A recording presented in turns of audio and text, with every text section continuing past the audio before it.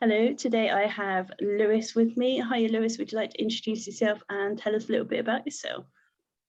I should say good morning, Donna.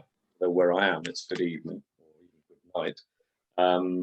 Yeah, Lewis Hastings. I'm not going to tell you how old I am or what I do or exactly where I live, but my alter ego, if you like, is a crime author. And I've been doing that officially for 2 years. Started just as the pandemic started. And did you always know that you wanted to be a writer? Yep. I hear this question, you ask it all the time, and I was thinking about this the other day, like a pre-briefing, Donna. I was thinking, good on you, Donna, because you give me some head starts here. I was told by my English teacher, who was called Theodora Bruton, and when I look back, she was at least 88 when we were at school. She was probably only 45. But when you're 7 or 8, you tend to think that these people are much older. She was an adorable English teacher who just hammered us with the rules of English and said there's no such thing as a bad story as long as it's interesting. But your stories, you know how to tell a story, and one day you will. And when you're 10, you just washes over you, doesn't it? But I wish she was still alive. I wish I could send her a copy of the book. She'd be 140 now, but somewhere up in the library in heaven, she's sat watching, smiling, So yeah, from that moment on, really. But I actually didn't put pen to paper until 2014. That was the first time I actually started writing. And I've been writing an autobiography, which was designed to create 2 printed copies, one for each of my children. And that was it. As far as I was concerned, I'd achieved my aim. The reason I did that, Donald, was because I'd been to a family funeral and I found out something about an uncle that I never knew, and it was fascinating. This uncle was quite of that generation where they didn't talk. He was quite staid, quite normal, but he had this fabulous ego. And I thought, yeah, what a shame I found that out now. So I'll write an autobiography. It took probably 5 or 6 years to write 10 chapters. And then in a cathartic moment, I think you might know this story, but I had to travel back to England to sit with my dear old dad in a hospice and read this autobiography. And he said at the time, look, what you've done is good, but you need to finish it. I haven't got long. So I flew back and I wrote 48 chapters in 5.5 months, which was some going. Edited it myself, made a terrible job of it, printed a cover, got it printed, sent a copy to him, and yeah, we managed to sit and read it before we lost him, which was a wonderful thing, truly cathartic.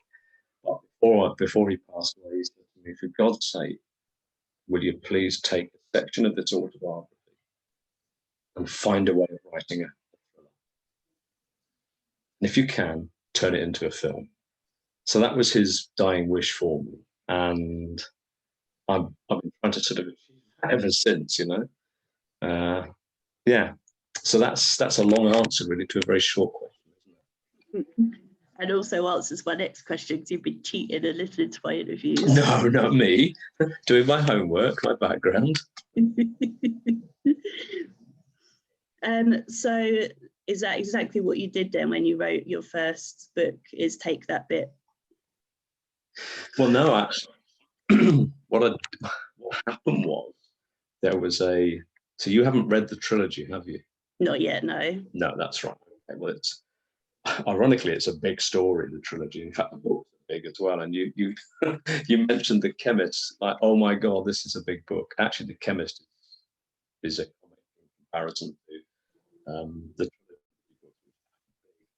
trilogy, much to Hobeck's chagrin, because they probably cost more to print. But we're learning our lessons.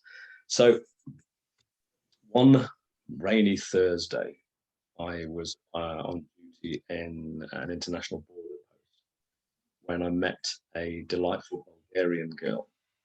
And whilst I can't tell you what we discussed, she told me a story that was actually, of course, very true.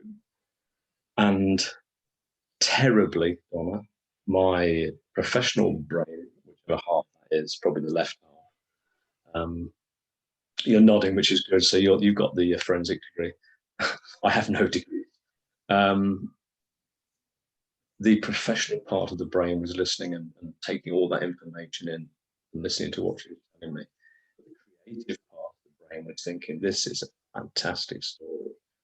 I wonder how I can craft this. Anyway, I spent the whole day with this girl and eventually had to let her go, and she disappeared into the ether, and I don't know where she is now.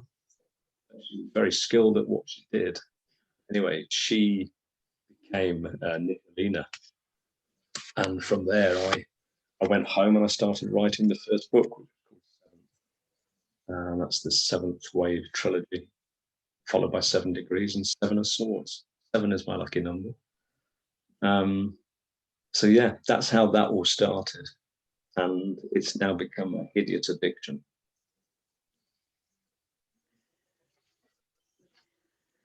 With book number 5, isn't it, The Chemist? 5, The Chemist, yes, which the 22nd of the 2nd, 2022.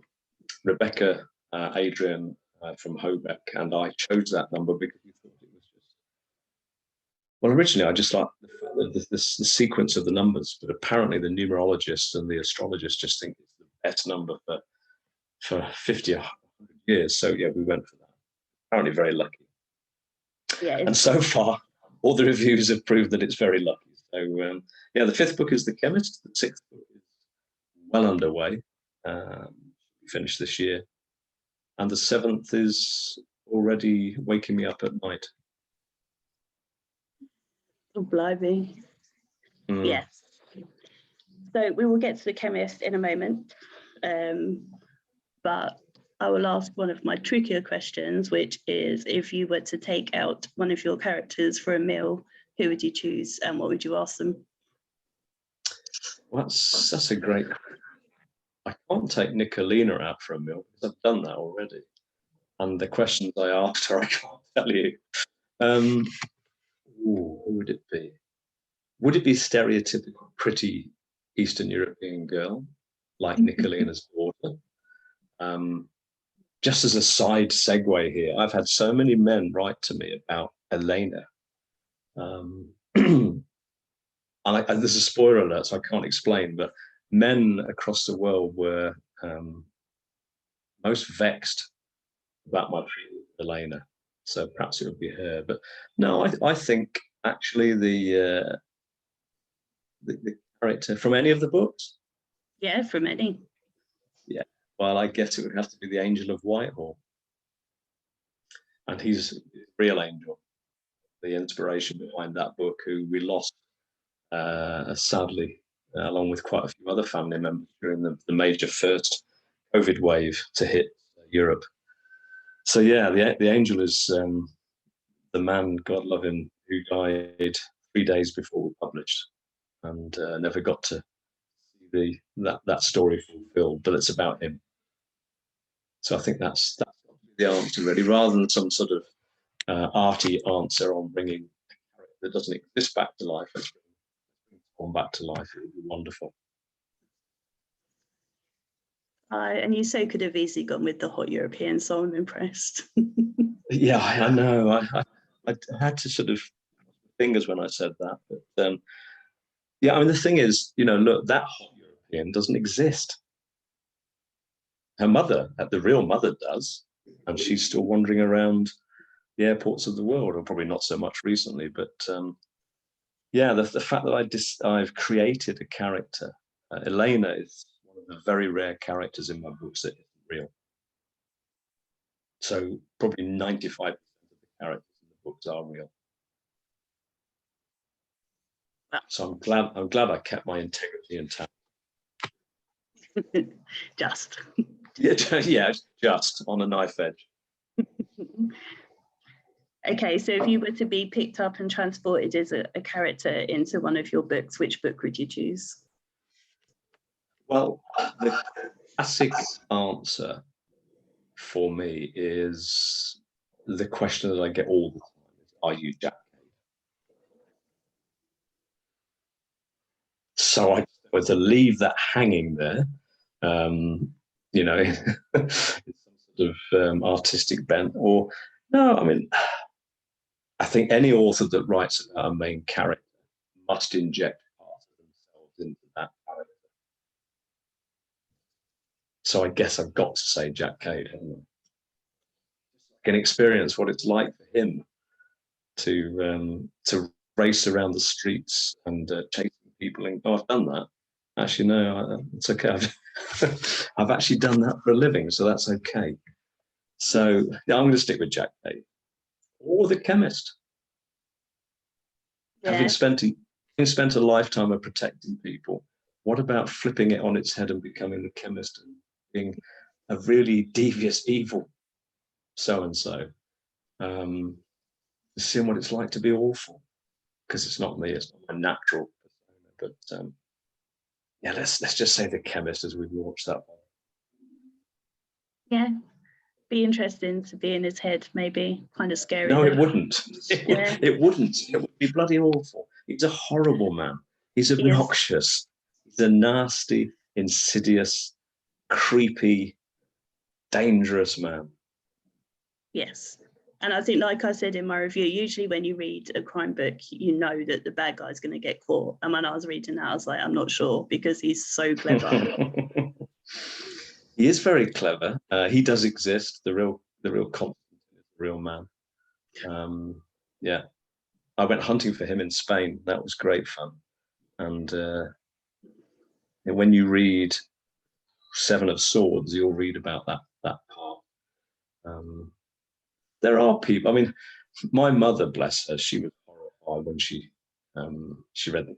I don't remember raising you all those years ago to be such a horrible person. Where does this come from? This inbuilt inner horror. And I guess it's anybody that's ever been involved in emergency services or medical services, forensic, morticians, CSIs, you name it. You develop an outer exoskeleton or whatever it's called. You know, you develop this extra skin, and by writing about some of these things, you're actually purging things that have happened and you've experienced, you've observed over the years. Otherwise, you carry them with you. They're like the worst baggage possible. Yeah, I've heard that a lot. Yeah, you find most writers suffer from a number of things. One is imposter syndrome. There's no way my work is good enough to entertain anybody. And we don't do that for praise. We genuinely mean that. No. You're the most insecure bunch of people I've ever known. Oh, we're terrible. We all need counselling. Even this is a counselling session now. Thank you. I will send you money. Not that much, but obviously I'll send you a couple of quid. Oh, thanks. The other is fine. It's fine. Please. The other thing is that I think crime authors, particularly, despite the fact we've got this most amazing community with people like yourself, with reviewers, bloggers, other writers, authors, it's such a friendly and supportive community. It's incredible. They're the top names. You write to the top names, and they write back to you. It's great. But we're all slightly twisted, I think. Otherwise, you couldn't write what you write. There are taboos. We've all got taboos, and we won't cross that line. You're going to ask me what mine is, and I'm not going to tell you. No, it's fine. I used to ask, actually, but yeah. Yeah, even Stephen King said that he thinks every book he sends to his editor, the editor is going to come back and say, "What the hell is this?" So if Stephen King says that, is he a writer? a little bit, yeah, just 60 odd books. Yeah, well, I've only got 55, and I'll be catching him. He's right, though. We suffer with this intense fear and loathing. That my boss is extremely well published in the academic world. I completely admire your ability to create a story out of nothing, And I guess that's the flip side to that imposter syndrome, is that you've got this meditation going on in your head. You walk through a supermarket and you see somebody and you think, I wonder who they are. Yeah. It's a curse. It's a curse, but it's a great curse. As I always say, pretty much on a daily basis, that authors are weird. All of you, just weird. And thank you. It's been lovely talking to you, Donna, and I hope you stay well, and you take care, and we'll talk another time. I'm not finished with you yet. Oh my goodness. I called you a literary dominatrix offline, and I've just done it again. Yeah, thanks for that. Oh God, I hope someone don't pick up on that.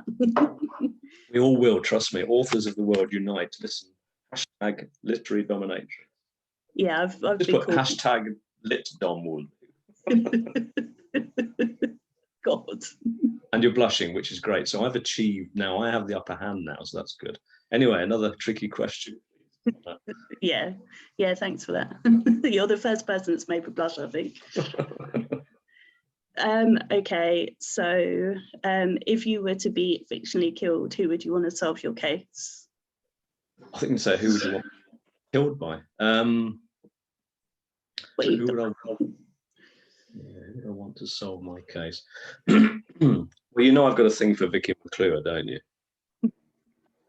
Yeah, I don't know if it's obvious or not. The real Carrie says that, I think she'd play a great Carrie. Although she's from Nottingham, like I am, or most recently I was from Nottingham, and you can tell she's a Nottinghamshire girl, but I think she could play a Londoner. She's such a cracking actress. What was the question? Would you want to solve your case if you were murdered? That's right, yeah. I mean, it should be somebody more famous, really, but who would I want to solve my case? Well, I'm very lucky that in the early days of my writing, the wonderful Mr. Peter James came to my rescue. Whether he realizes it or not, a mentor. I don't know if you've heard the story of, I wrote to him because his books are all based in Brighton. And because my name is Lewis Hastings, those are the three towns that sit alongside each other in Sussex, Lewis Hastings and Brighton. And it was just the lever to get into him and start talking to him. And he was out in Jamaica at the time, and he wrote back and we had this interchange. And and I ended up talking to the real Roy Grace. And the real Roy Grace read Seven for me, which was fantastic. And his wife actually loved it, which was real honour. So I guess the real Roy Grace. Or Graham Bartlett, possibly. I don't want to sort of blow smoke up Graham's chimney, but yeah. Yeah, I love Graham as well. He's such a nice... I guess I love Graham, really. It's a man crush, isn't it? He's we so joined cute. at the... He's really, I wouldn't say he's cute, but yeah, he's cute-ish. But we joined around the same time, so we have that same sort of service level, and we can remember the policing of the 90s, But he would have been a good boss. And yeah, either that or my original detective in the UK. Because if he got onto the back of a criminal, he just bottle of scotch a night,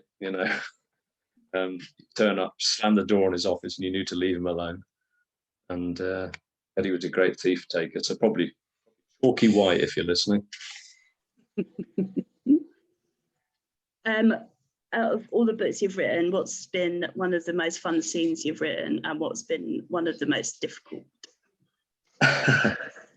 Unseen. Okay, I'm conscious that you, again, spoiler alert because you haven't read them, but I was in Hong Kong doing some research for Seventh at the Happy Valley Racecourse there. I don't know if you've ever been to Hong Kong, but it's an iconic horse racing course, pretty much in the centre of Hong Kong. And you can see it, it's brightly lit at night, and it's a place where all the locals go, and there's a huge amount of money goes through the books there, you know. The Chinese and the Hong Kongese, they love gambling on anything. And there's a scene there where Jack Cade gets progressively drunk with Hong Kong Triad Department. You've got to read the book to find out why he's there. But long story short, is he ends up winning on an accumulator a reasonably large sum of money, which actually sets him up for the rest of his life. That's actually based on a true story as well. But it's the way that he that it goes through that, you know, that phase as it builds up, that he's getting more and more intoxicated and becoming more and more or less in control of his senses. He's winning more and more at the same time, and it's what happens afterwards between him and the head of the Hong Kong Police Triad unit in a hotel. I'll leave it at that. And the most difficult? Most difficult. A couple of scenes. I write about some things that have affected me over the years, either professionally or personally, and I dovetail them into the books. And I think a lot of authors do this, Donna. It's a way of just letting those demons out, you know, and only the closest and nearest and dearest will actually know what that part of the book is about. I suppose the most recent, and I'm not pushing The Chemist for push sake, but in The Chemist, I cover a topic. You've just read the book, and I don't want to spoil it. It's a very sensitive topic in The Chemist related to Carrie O'Shea. I cover it in the acknowledgements. It was a decision. This is something that impacts on men and women around the world. And I spoke to Hobeck at length about it. We include this because you have to be so careful these days. You know, in this cancel culture, you can just be, boom, you're gone, you know? But equally, we shouldn't not talk about really compelling topics sometimes. And then sometimes in a simple paperback book, you can just deliver a message about something that's important. And I'm hedging around it. I'm not telling you what it's about, obviously, but I don't want to spoil it for people. And I think it's an important part of the storyline because it's going to continue into the next book. So for me, as you've read the acknowledgements, you'll know why that particular thing was important to me, because it's happened to me and my wife. And it made a huge impact on us.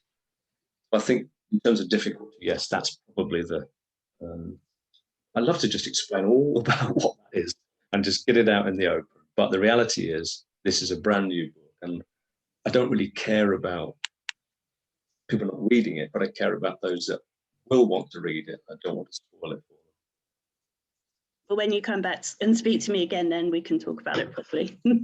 Yeah, old news then. Indeed, and I actually think it's a really important topic. And I think it's a topic that men don't know how to discuss and often aren't given any support around, and it quite profoundly too. Yeah, that's what people are guessing, isn't it? Okay, so as we're on The Chemist, and one thing that I said in my review as well is this needs to be a film. So have you cast in your head your main characters? Oh, so many times. You have so many times, Donna. This is the constant. I reckon every single author everywhere in the world, A, wants their book to sell, B, wants it in the top 10, and in those sort of top 10 slots in WH, whatever airports. And everybody wants their book to be made into a film, of course they do. But what's interesting is that every single one of my books, the repeated feedback is that these are cinematographic. And the great we, the readers of the world who I adore and I'm lost without, we can see these scenes playing out on the big screen. So for me, that is the best reward I can get, is that if readers can see what I see when I'm feverishly typing away, then that's one thing. See them on screen would be, I'd hire a cinema, all my loved ones and friends and supporters along, and we sit down. I'd even buy a drink for everybody. Don't hold me to that. Who would play? We've only just been discussing this actually a couple of days ago. Who would play the key characters? And look, Vicky, you'll never listen to this, I'm sure, but if you do, I adore you. I think you're wonderful. I want you as one of my actresses.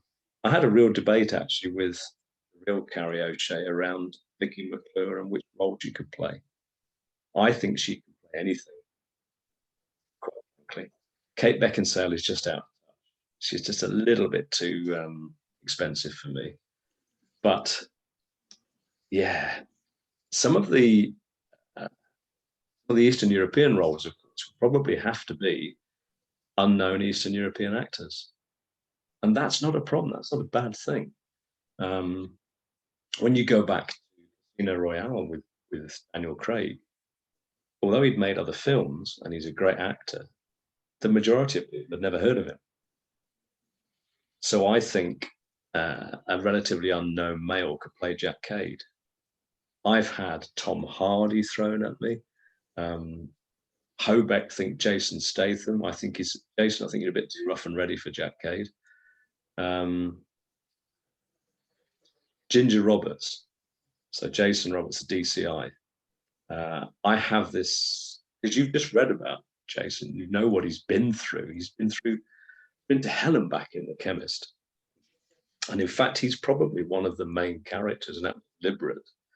Cade backs away slightly in that book, reveal the story behind Ginger Roberts. It's called Ginger for a reason.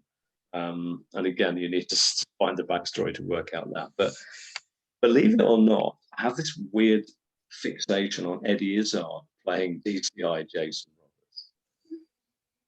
Because I think he can adapt to it. He's got a slight campness, dare I say it.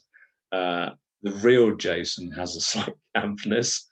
And I think it would possibly work as a serious role, John Daniel, JD, Colin Firth is a cracking choice there. Bridie McGee, she would have to be someone like, is it Lily James? Yeah. Girl next door, pretty girl next door, gets on with the job. Yeah. So yeah, as you can tell, we've thought about this. The reality is that these books will never be made into feature films. Never say never. Well, I know Jed Mercurio is listening. We keep dropping subtle hints. He's going to be looking for a script soon. Yeah, I'm biased. I'll tag him with Vicky McClure. Yeah, it's fine. Yeah, I'm biased. I mean, I would love to see them on the TV, Donna. I really would. The problem, of course, is, if you get optioned for a TV program on Netflix or whatever, you're basically in the lap of the gods until that either happens or doesn't.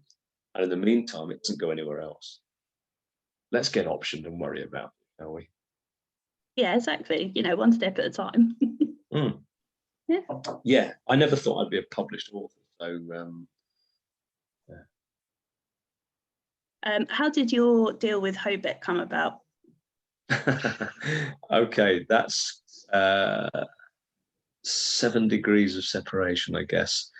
So I'd been told for about 18 months that you need to get onto Twitter, Lewis. You know, you're missing it. It's all right being on Facebook where you've got 50 friends, 45 who I just made up anyway. So I look popular.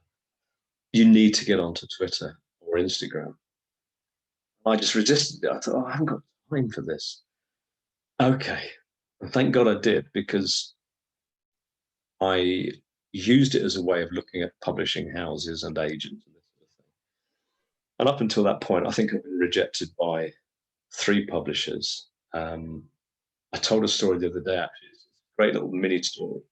I've got a relative who wrote a book about a detective in Malta in 1959. I've got the script here. I will type it up one day. And she submitted it to a very famous British publishing house. And they wrote back saying, you should be very proud of what you've achieved. However, it isn't what we're looking for at the moment. Yours sincerely, blah, blah, blah. Well, when I submitted 7th, that same publishing house in 2019, I got exactly the same letter back with a different date. So, yeah, nothing like being progressive and moving on. I have one agency who said, we don't think high something thrillers are the thing at the moment. We're looking for love stories, you know, that sort of stuff. And I said, well, actually, there is a love story entwined through this if you just read it. And they just rejected it out of hand, which is fine. I don't think they actually ever read it. And again, you start to grow that extra skin around that. Then Hobeck. So Rebecca was at Tesco's somewhere, standing in the car park, tweeting about Hobeck because they were new. They were a brand new publisher. They just got Robert Dawes, the famous British actor, on board as their first ever author, and they were extremely excited. And they were looking for someone else. And I made a comment, probably the flippant Lewis Hastings comment on Twitter, gilded with a bit of sarcasm and slightly smutty, probably. And he replied. So I wrote back. That was it as far as I was concerned. She drove home and she said to Adrian, look at this guy's website. I think he's pretty polished. I think we've got something here. We should ask him to submit. So they did, and I put the submission in and did at that. And this is the famous bath going cold story, if you've probably heard this. So if anybody hasn't heard, so Rebecca from Hobeck reads scripts in the bath. It's fraught with danger anyway. It's like that scene in Love Actually where the script goes into the lake. But the bath went completely stone cold. Called out to Adrian. She said, I think we've got our next author. So they wrote back to me and I ignored the email. So they wrote back again and I ignored the email because I didn't want to be disappointed. That was the thing. I knew it was a rejection. I'm very proud of what you've done, however. And on the 3rd day, my wife said, well, are you going to open that email? Because you never know. She's far more optimistic than me. And lo and behold, it was, I remember the words exactly. We should dangle you on a carrot. However, we'll cut to the chase. We'll sign you up. And that was it. And it was all done, the entire legal process of contractual exchange, backwards and forwards, physical contracts, which you can't use electronic contracts, you have to be physical contracts, winging their way around the world. All of this was done with no physical meetings during the first lockdown. So yeah, it was quite an achievement. Yeah, that's awesome. I love Rebecca and Adrian anyway, they're great. They're okay. I mean, they're bearable. I mean, it's they're like, what are they like? It's sort of a parent-child relationship, really, in which I'm the parent. I mean, I'm joking, obviously. They are fantastic. They've got so much passion. Good morning. Waving there. Hello, how are you? They have so much passion. They really have. It's just infectious, you know, and a great combination of. I'm waving back. A great combination of program production, BBC, book publishing, editorial, and it's just a perfect match made in heaven. And they really do genuinely give a damn about their authors. You know, Yeah, they deserve to be successful, Donna. I think they haven't put a foot wrong yet, but they're battling against the big boys all the time.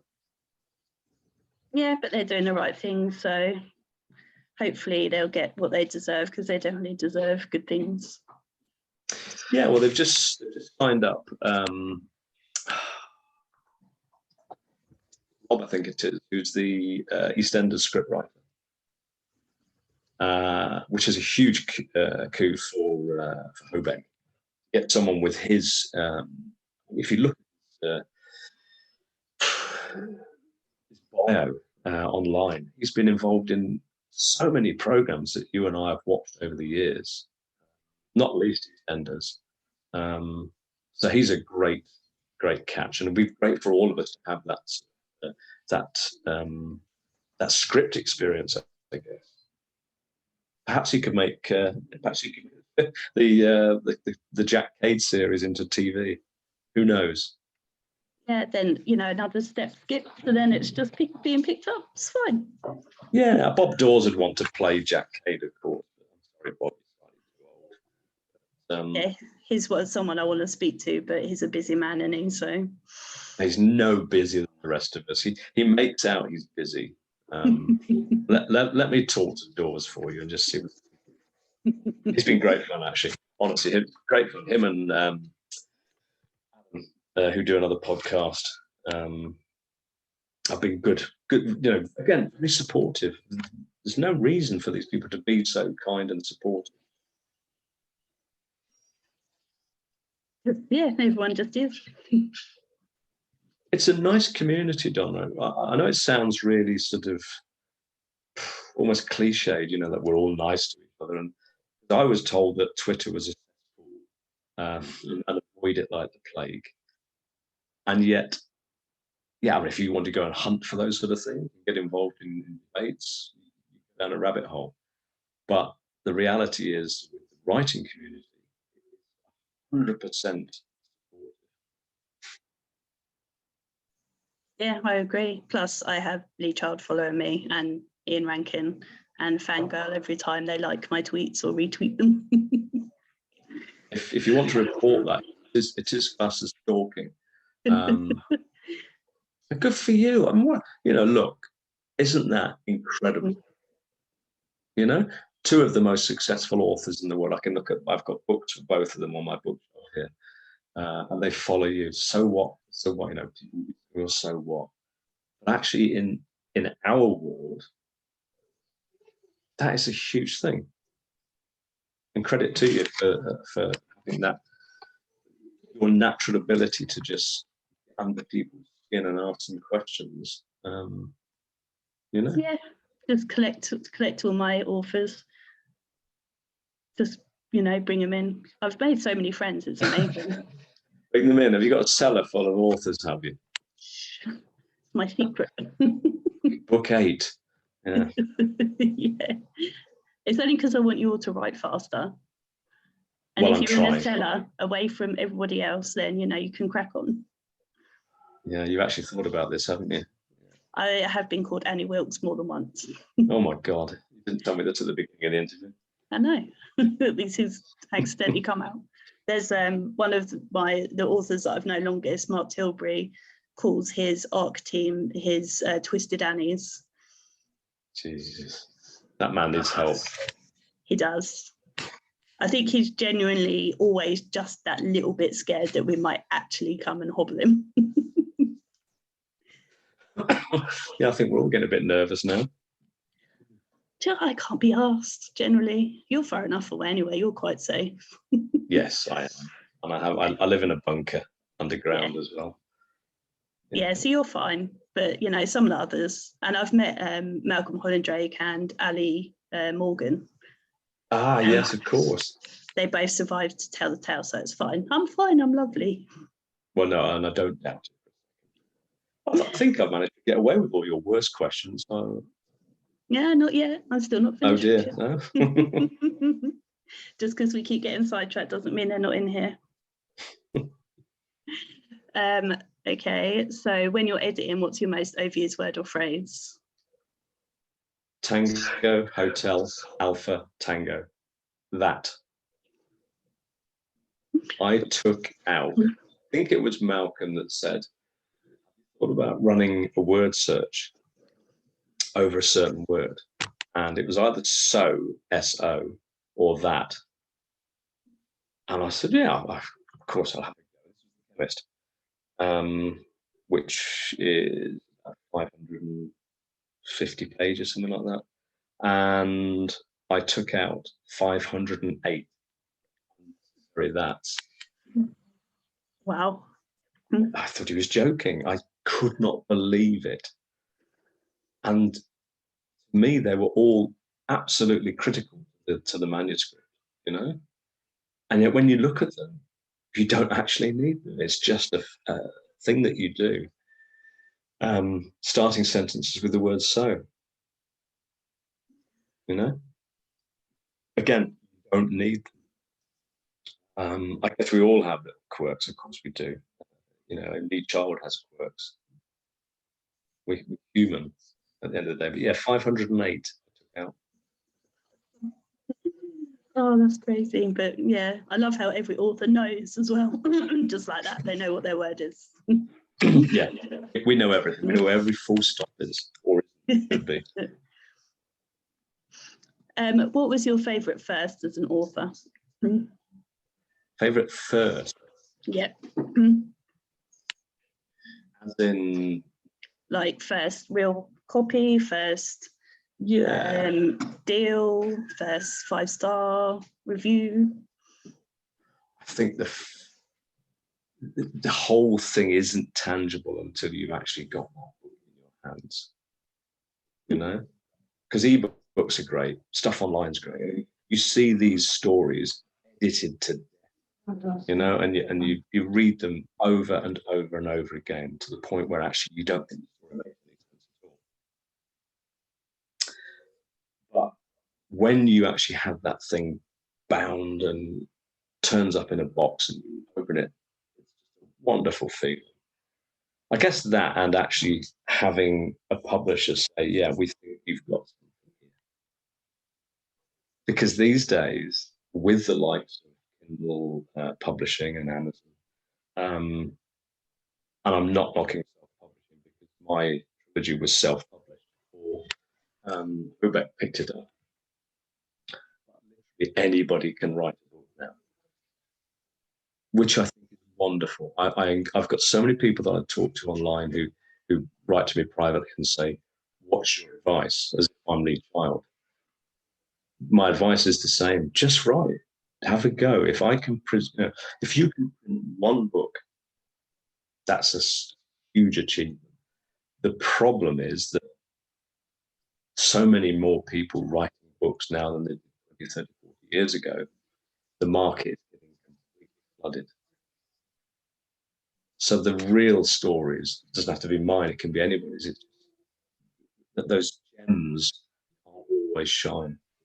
And that's a shame. But yeah, I think getting the recognition and actually the first book, which was, excuse me, landing heavily on the doorstep in an earthquake, actually.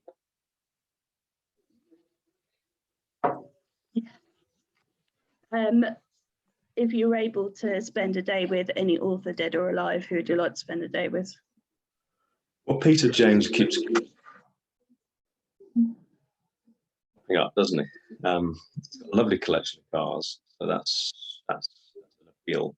I love Sebastian Falk. I think he's a great writer. If ever you read Bird's Song, up Yeah. there in very much in my top 3 of I read that as I was walking around the Flanders World War fields. The whole book, life, it was incredible. Authors dead or alive? Shakespeare's a bit old, isn't he, really? And I hated doing Shakespeare at school. Let's go with Peter James. He's very much alive. He's a very lovely man. He's very generous with his time, his support. And I understand, if I'm right, he didn't start writing books until he was 59, which means there's hope for everyone. Yeah, another person I want to interview and haven't managed to nail down yet. Well, with Peter is that he's not only busy, of course, writing books, as he seems to produce a novel every 4.5 weeks, is he's also standing alongside the production crew for Grace, which I've yet to see, I think with John Sim, so it's going to be outstanding. Stage show, I think, running with Adam Woodyard, is it? That used to be in EastEnders, or may still be in EastEnders. Yeah, I haven't watched that for years. No, in other words, he's always doing something. So getting hold of him is the easy bit. Getting him to commit is the hard bit. We challenge you. Authors of the World challenge Donna. Get Peter James. He's a lovely man, and it's so nice when you hear him interviewed. Yeah, I've seen him once and thought he was great. That's why I want to talk to him. But yeah, I'll keep trying. I'm persistent, which Yes. Simon Kernick needs to take note of. I won't give up trying to get hold of that man. He promised me at Harrogate, so I'm not giving up. Come on, Simon, you're letting us all down here. I know, honestly. Yeah, I was telling him off. It was funny. In front of Chris Whitaker, as you do at Harrogate. Weird life that I lead. Yeah, this strange life that I lead these days. Well, I met Atomic Kitten once at an airport. Awesome. I carried their baby buggy for them alongside Robbie Williams. But that's another story for another day. I used to serve Frank Bruno in a petrol station I worked in. Well, I've met the Queen. All right, fine.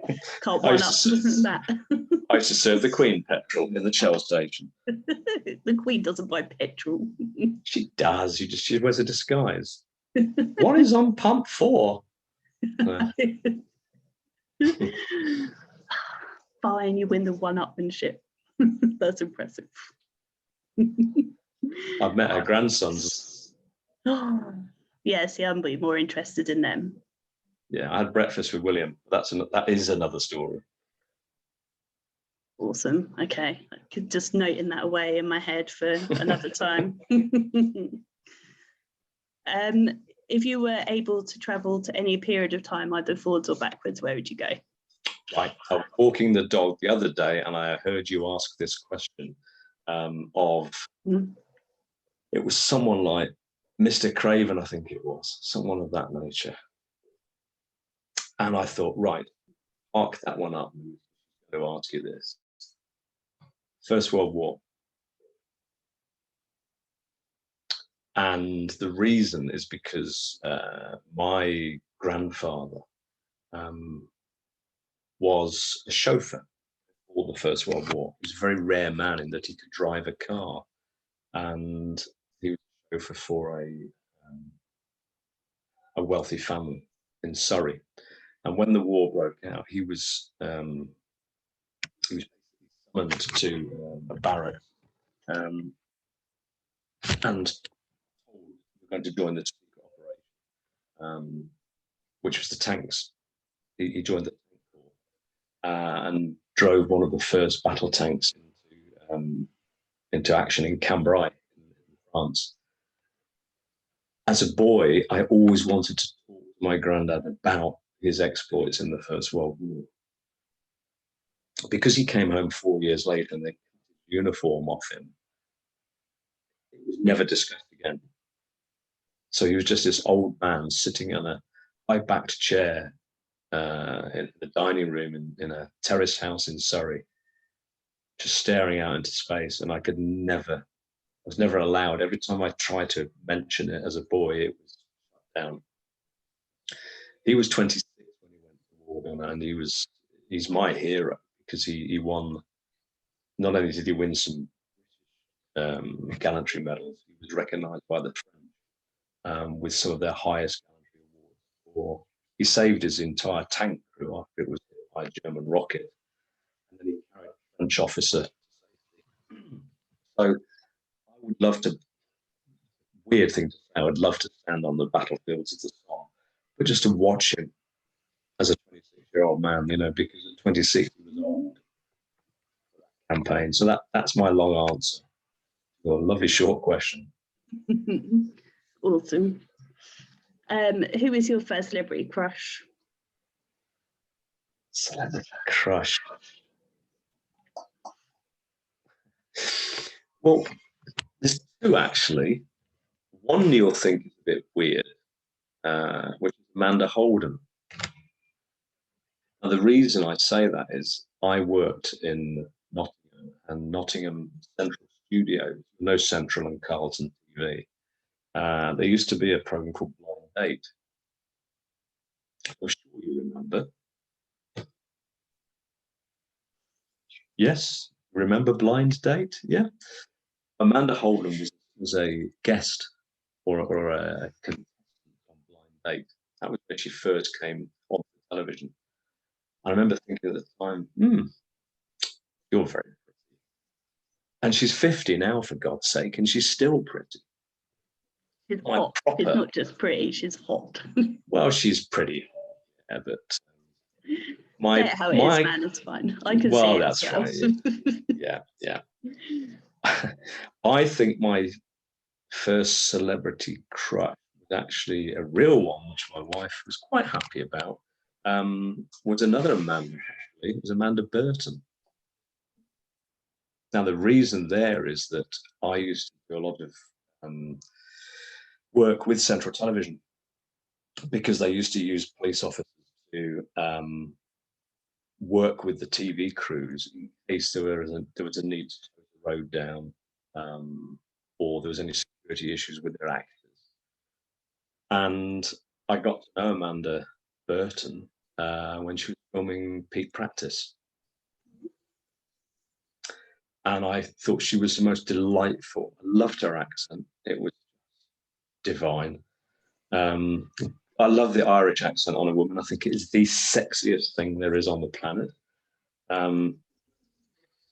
And she was also incredibly lovely and nice.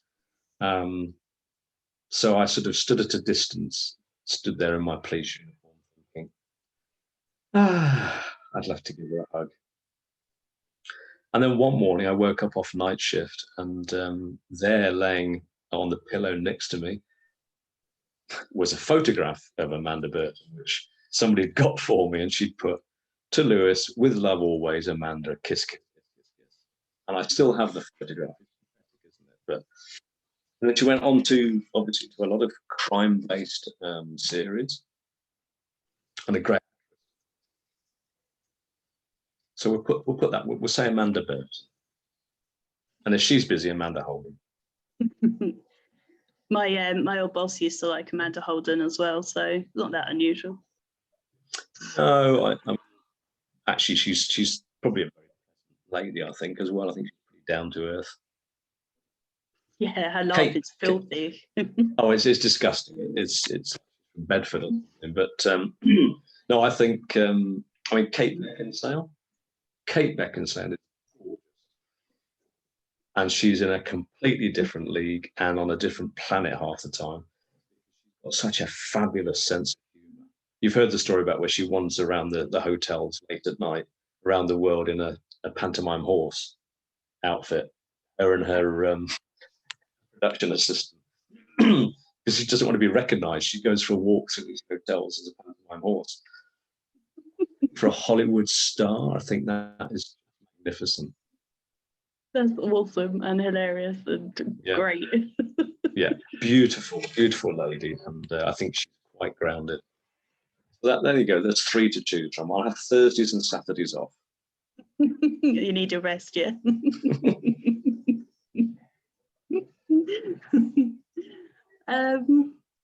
If you were stranded on a desert island, what 3 things would you want with you? A helicopter, a boat, Kate Beckinsale, if she wasn't available. No. What would I careful have? how you answer that. Yeah, I was just thinking. I was just a photo of my wife on this. Yeah, my wife, obviously, number 1, and my family.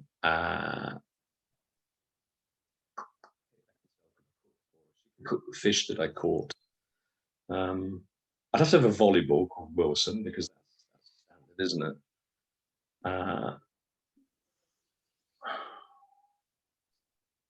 Yeah, I mean, the logical things, I've studied this work, is that you need the classic thing: fresh water, food, But the reality is, yes, you'd have a large super yacht, so that when you got bored, you could sail away. Yeah, probably a photograph, and something to write on. So I could sit under a palm tree, which I've done plenty of times, and just write book 8, call it Castaway. Would you not need to slip a 7 in there somehow? Yeah. Castaway 7, I suppose. It would be a series, starting at Castaway 1. There's not a 7 in every book, although there's a 7 on the spine of every book, if you look. And each one tells its own story. And I'm unique in the Hobeck family, because all Hobeck books have a Hobeck logo on them on the spine. But mine have a 7 on them. And each little 7 tells a story. So you'll have to have a look and see if you can figure it out. I will, yeah, I'm intrigued.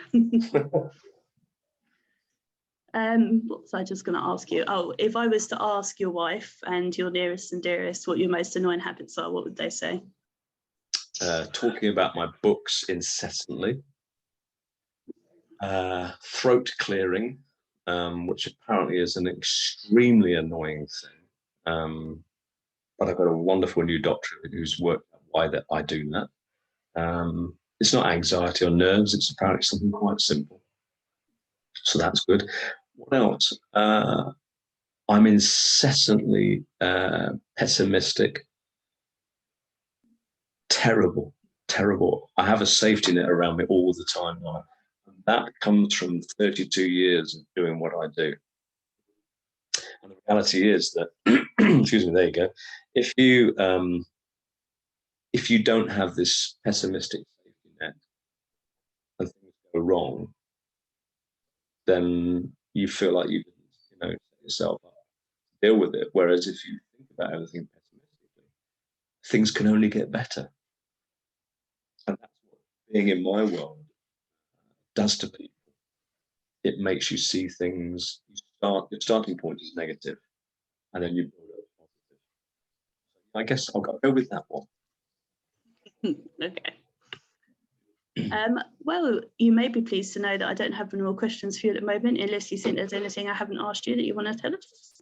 No, not at all. There are no more questions at all. I have more for next time, don't worry. There's some still saved. There's a next time. Oh, there will be, yeah. I'll get Rebecca and Adrian to bully you into it. No, you don't need to. I'm more than happy. Anytime we watch a book, I'm more than happy. Thank you so much for your wonderful review. And importantly, I'm not trying to score brownie points here, but for what you do. So people like you, Donna, for this community, I use the phrase mortar in the brickwork.